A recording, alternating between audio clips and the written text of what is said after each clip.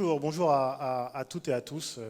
Un grand merci pour votre présence parmi nous, donc pour l'intervention d'Emmanuel Dumont en qualité de case speaker. Donc j'ai le plaisir et l'immense honneur d'accueillir aujourd'hui Emmanuel Dumont, qui est directeur de recherche à The Jacobs Technion Cornell Institute, qui est également donc PDG d'une start-up en biotechnologie, donc qui nous vient spécialement de New York pour faire cette conférence intitulée « Santé numérique et soins chroniques, le patient auto-quantifié ». Cette intervention se fera en anglais, elle durera une vingtaine de minutes et donc ensuite il y aura une dizaine de minutes pour échanger avec le public si vous avez donc des questions à poser au docteur Emmanuel Dumont. Merci beaucoup. Docteur, c'est à vous. Okay. Merci. So thank you very much for inviting me, Jan, and thank you, Dr. Appelbaum, for volunteering me for the conference. It's really a pleasure and an honor to be here. So for those who don't know the Jacobs Institute, it's going to be a new campus in New York City. It was formed by both Cornell University, which is one of the oldest universities in the US, and the Technion, which is the Technology Institute in Israel. And for those familiar with the New York geography, this is Roosevelt Island, and this is a rendering of the new campus here. So you can see here, and you can see the iconic building in the background. Before joining the institute, I did a lot of research on the molecular degradation. So I spent many years researching how proteins interact with each other, and got a PhD in biophysics from Columbia University with that. So this is the two proteins that I spent years and years studying under the microscope. So before we start, I have a disclaimer. So I own stocks in a company in the US, so you shouldn't believe anything I say. So let's start with chronic diseases.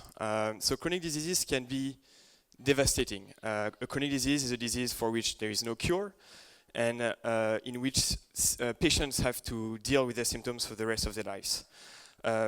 They can be devastating. Think about type 1 diabetes, think about depression. Alphonse Daudet used to say in the 19th century, in a book called In the Land of Pain, pain is always new to the sufferer, but loses its originality for those around them. And I think it applies very well to chronic diseases. So, in the past 2 years, we have had a lot of interest from the wearable technology. So many people say that wearable technology is going to change healthcare. And think about Fitbit, for example. Fitbit just launched an IPO of $800 million for connected step tracker, activity trackers. And many people believe that activity trackers will change the way we manage, for example, type 2 diabetes.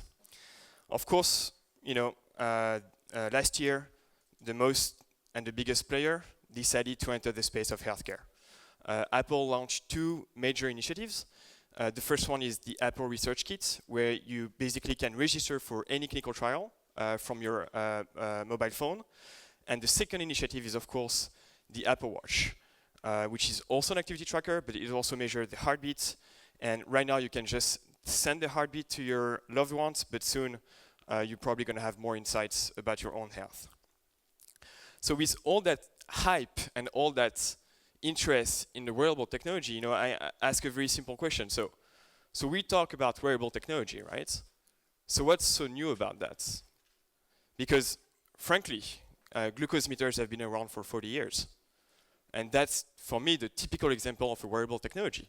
It is something chronic patients wear every day, and they use it every day. Another example that you all well know is asthma inhaler. Those guys have been around for 60 years, and patients, they wear it every day, and they use it every day. So really, what has changed? What is the hype about the wearable technology?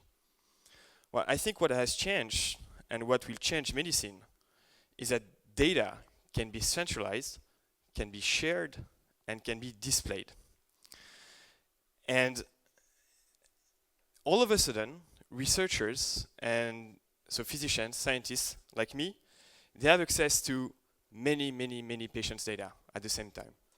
So we have access to data about patients' behavior that we didn't know before. And I'm going to give a few examples of those new apps for chronic diseases and medical devices. Just a couple of examples that I've been following. For example, depression. There is an app called Ginger.io that follows depressed patients. And so the way they do it is that they ask very, very little information. They try to understand by what your smartphone does. They try to understand how you feel. So for example, if they detect a lot of activity in the smartphone, they will think you may be less depressed and all that. So they try to have a lot of passive monitoring of the patients. Another example that I like is iRhythm. It's a company that put together a small device, a small patch that you put on yourself and that can detect arrhythmias. And it just got FDA clearance actually. Of course, when we talk about chronic diseases, we talk about type 2 diabetes. This is the holy grail, type 2 diabetes. Everyone is working on type 2 diabetes. Like I just did a search yesterday on my iPhone, and I found 1,200 apps just for diabetes. And a company that I've been following a little bit closely is KetoThrive. They just got funding from a major VC fund in the Silicon Valley, of which, for the anecdote, Leonardo DiCaprio is an investor, and they claim that they want to reverse type 2 diabetes here. So in all that space, so what do we do in our laboratory at Cornell? So at Cornell, we focus on lupus. Lupus is a debilitating autoimmune disease. It means that the immune system doesn't work properly and can trigger symptoms that are devastating. Most patients, they go through chemotherapy when they to relieve the symptoms of lupus. It's a disease that affects mostly women. 90% of patients are women, and among those patients, there is a higher chance for African American women to get lupus. And this is one of the patients that was featured on lupus.org. These patients suffer a lot. 10% of them go at least 3 times per year to the emergency room. And most of them visit their physician at least once a month. And strangely enough, not many people have heard about lupus. But if you look just at one metric, which is the website traffic on lupus patients' website, so you can see that diabetes has a fair amount of traffic. It's 1.2 million visits per month to the website of patients. And lupus has a third of that traffic. They have even more traffic than the asthma patient's website. And so it's not a surprise that lupus affects 1.5 million patients in the United States. This is as many as type 1 diabetes. So lupus is a very complex disease, and people spend their life researching the mechanism of the disease. But there is one thing we know, is that the symptoms of lupus can be triggered by ultraviolet exposure. So how much UV exposure these patients receive. And as a result, when you talk to lupus patients, they are scared of going outside. And this is a YouTube video that I found. It's a lupus patient who is basically, she's showing her hair. She's showing the skin reactions that she got because she spent too much time outside. She's complaining, she's crying in front of the webcam, and she keeps repeating that this is not okay. And we agree with her, this is not okay. And so what type of choice does she have if she wants to know how much UV exposure she's getting? So the first choice is to go to the state-of-the-art. The state-of-the-art is a very heavy piece of equipment that stays usually in laboratory. It's very expensive. It's above $25,000. It's very difficult to operate, and it's, of course, you can transport it. On the other side of the spectrum, they can turn to consumer devices, right? And the world of wearables offers many of them. So, for example, this is the Microsoft Band that I was testing the other day, and it shows zero information basically about how much UV exposure it's measuring. And for a good reason. Those devices do not measure UV exposure. They measure visible light and they try to guess how much UV exposure there is. And this is not reliable for lupus patients. So in our lab, what we've created is the first laboratory grade UV measuring device. So it's, and this is the current prototype here on my jacket. It's a very small device that patients can wear. It clips on the jacket, and for the first time it measures accurately how much UV exposure they are being exposed to. And if you show them how much UV exposure they get, and if they can report the symptoms, they can understand what is triggering the symptoms, and they can finally regain confidence when they are outside. So the scientific and the medical goal behind this research project is to gather all the data and finally understand how much UV exposure triggers the disease. So this is the overview of our work. I will finish with acknowledgement. This is the people I've been working with over the past year, mostly physicians and scientists. And I would like to thank you very much for your attention.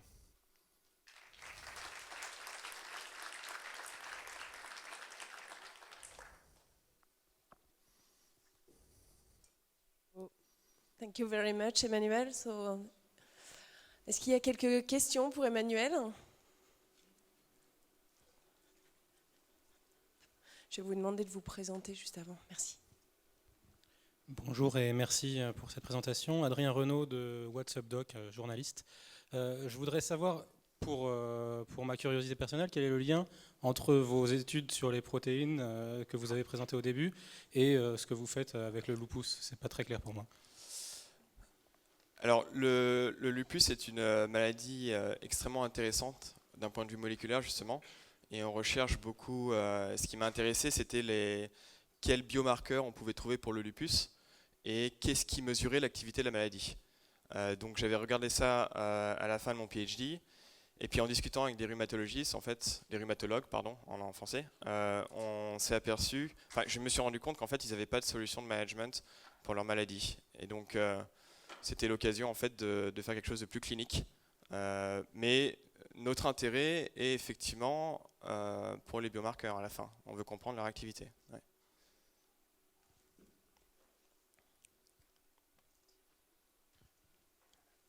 Oui, en fait, ma question c'est, on voit dans quelqu'un qui aurait la petite pastille comme ça pour détecter les UV, qui ensemble les données seraient collectées.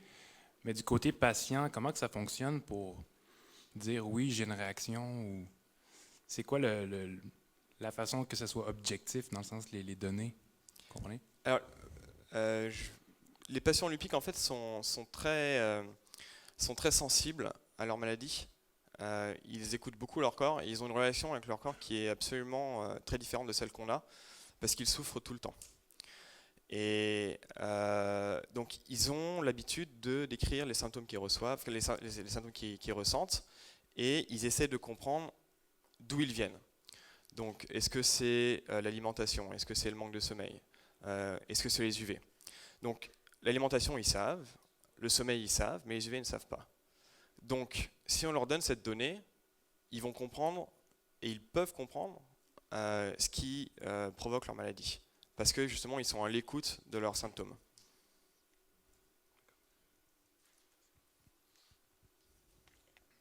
Je vais vous demander de vous présenter aussi, juste.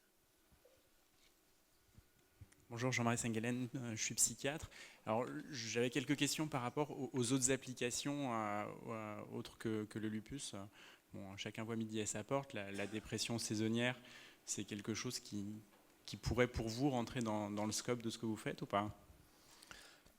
Oui, la dépression saisonnière, donc il y a pas mal de littérature qui dit que la luminothérapie peut aider à la dépression saisonnière. Et je connais effectivement des laboratoires qui travaillent là-dessus. Nous, c'est pas notre intérêt premier en fait. Ce sera un intérêt dans le développement futur, c'est sûr, mais on se passe plutôt du côté du danger des UV plutôt que des bénéfices de la luminothérapie. Mais effectivement, vous avez raison. Oui.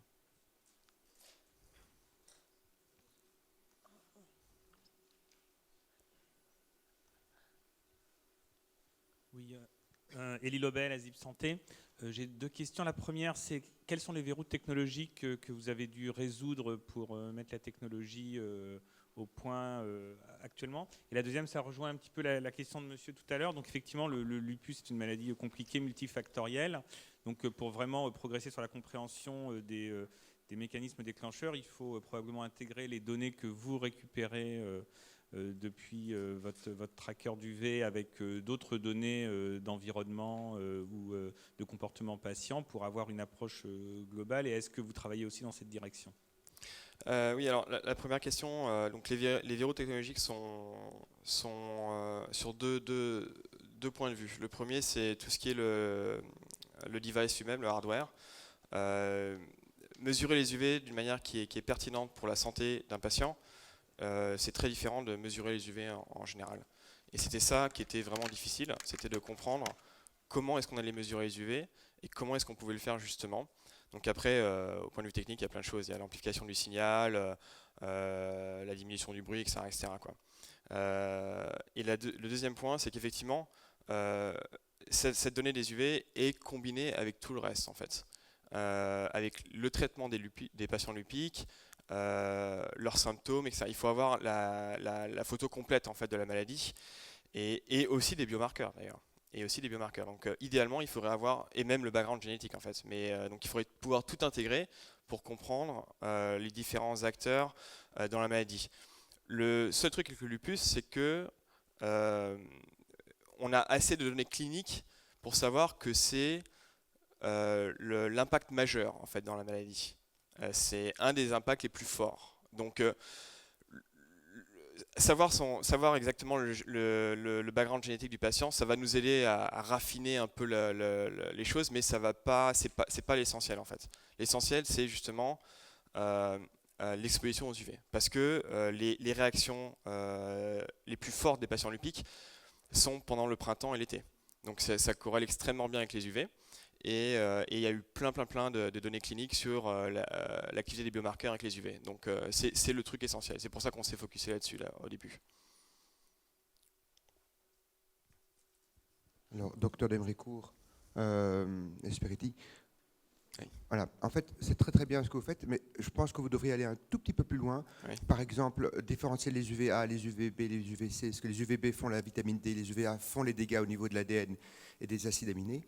Donc ça, c'est une première chose. Et ce qui serait intéressant, c'est de quantifier la quantité de rayonnement que vous recevez. Parce qu'il y a, à mon avis, certainement un effet de seuil. En deçà d'un seuil, c'est bon pour la peau et pour la vitamine D. Au-delà de ce seuil-là, c'est comme le bronzage, on risque d'avoir des dégâts au niveau de la peau. C'est exactement la même chose que pour la sclérose en plaques. On peut avoir des dégâts liés ou des bénéfices liés à l'activité soleil. En même temps, en fonction de la position au niveau de la Terre. Si on est au sud ou si on est au nord, la couche atmosphérique va filtrer les UV. Mais ça, à mon avis, ce que vous devriez faire, c'est donc aller plus en détail dans les UV A, B, C et avoir une activité quantifiée au cours du temps. Comme par exemple, on dit toujours, n'allez pas à midi plus d'un quart d'heure au soleil, plus de 10 minutes au soleil. Et c'est cette quantification de l'activité au soleil par rapport à la géolocalisation sur la Terre qui pourra être intéressant pour vos patients. Alors, je ne suis pas rentré dans les détails, mais on fait effectivement les deux. C'est qu'on a la compréhension la plus fine par rapport à l'irradiation solaire. On mesure toutes les irradiations en fait. Je ne suis pas rentré dans le détail, mais on mesure tout. Et on a une photo très précise des radiations et on quantifie tous les dosages, effectivement, tous les jours. Oui, absolument. Mais je ne suis pas rentré dans le détail parce que je voulais garder ça général. Mais, ouais. Pascal Barry, Pierre Fabre, je voulais vous demander qu'est-ce qui est différenciant dans votre device par rapport au bracelet June de Netnamo? Alors oui, June, en plus c'est ironique parce que c'est une compagnie française aussi. En fait, June n'a jamais prouvé qu'ils mesuraient les UV déjà. Enfin, ils le disent, mais ils ne l'ont jamais prouvé. Donc, bon, c'est une première chose. Vous avez vu une étude, vous? Moi, j'ai pas vu d'étude. Donc, c'est pas. Je vais pas aller. En fait, il y a tellement de bracelets consommateurs et d'objets consommateurs qui disent mesurer les UV. ne considère pas que c'est notre rôle d'aller, disons, perdre notre temps à aller démontrer qu'ils ont tous tort.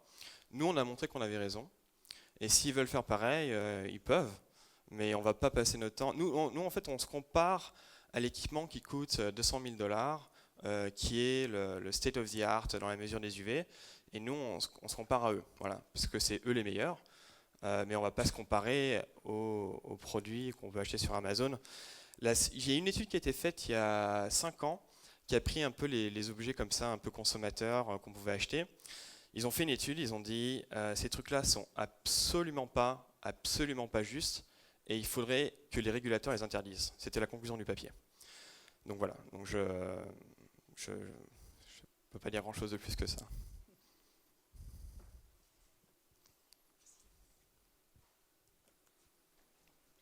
Est-ce que vous pouvez vous présenter? Adrien Rousseau de la CNIL. J'ai une question par rapport aux données. Vous récupérez beaucoup de données. Et quel est le point de vue du patient sur sa vie privée, les données qui vont être récupérées, la sécurité des données? Est-ce que vous avez déjà eu des retours et lesquels? Oui, alors on va commencer une étude clinique dans 2 hôpitaux. Et donc, dès que vous manipulez des données patients, effectivement, vous devez être aux US, en tout cas HIPAA compliant. Je pense que c'est le rôle de la CNIL en France de faire ça aussi, de gérer ça. Donc, on est HIPAA compliant. Et donc il y a tout un débat qui agite d'ailleurs plus la France que les US sur la protection des données, la vie privée, tout ça. Les patients que nous on a rencontrés, c'est prenez mes données et aidez-moi s'il vous plaît. Voilà. Donc j'ai pas vu un patient qui m'a dit non mais attends, mais qu'est-ce que tu vas faire là? Non, je suis pas à l'aise. Non, c'est s'il te plaît aide-moi à comprendre comment ma maladie fonctionne et aide-moi à gérer mes symptômes. Donc voilà, c'est un autre débat que celui de qui c'est qui lit mes emails, etc. quoi. Ouais.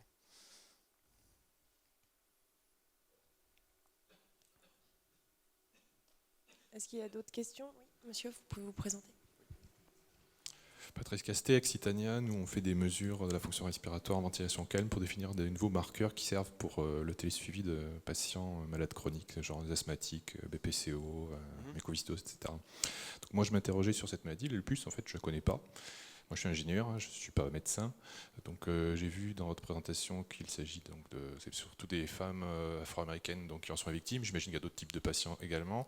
Est-ce que vous pourriez nous décrire rapidement un petit peu quels sont les symptômes et puis comment vous suivez ces patients? Oui, j'aurais dû passer plus de temps sur cette maladie. Donc, c'est pas une maladie qui est très connue. On a eu ce débat d'ailleurs à table hier parce que elle est mal diagnostiquée en Europe. Elle est très très mal diagnostiquée.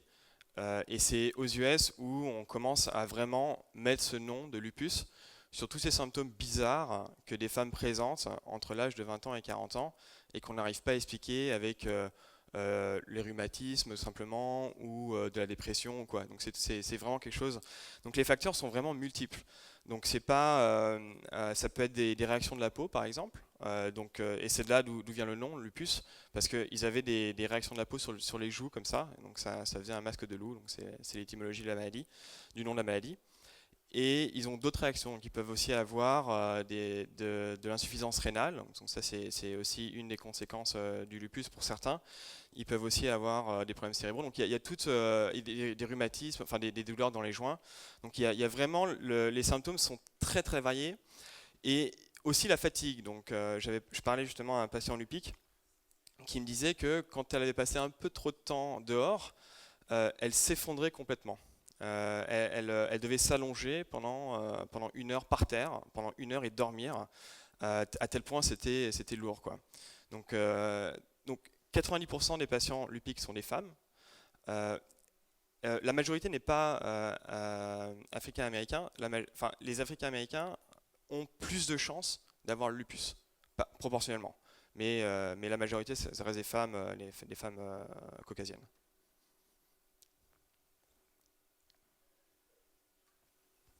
Je vais simplement rajouter que le lupus fait partie des maladies systémiques.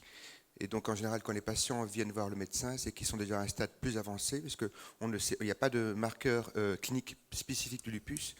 Et ça veut dire simplement que le seul diagnostic qu'il y a actuellement pour détecter le lupus, c'est les prises de sang avec le dosage des anticorps antinucléaires.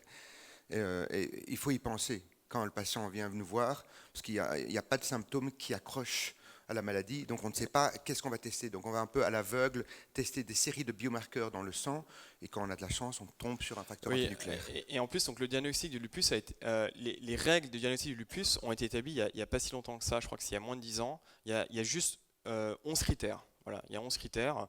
Un, c'est la sensibilité aux UV, mais ce n'est pas le seul. Il y a des biomarqueurs, comme disait monsieur. Donc on commence vraiment juste à définir comment est-ce qu'on diagnostique le lupus. Et bien sûr, on ne sait pas le traiter.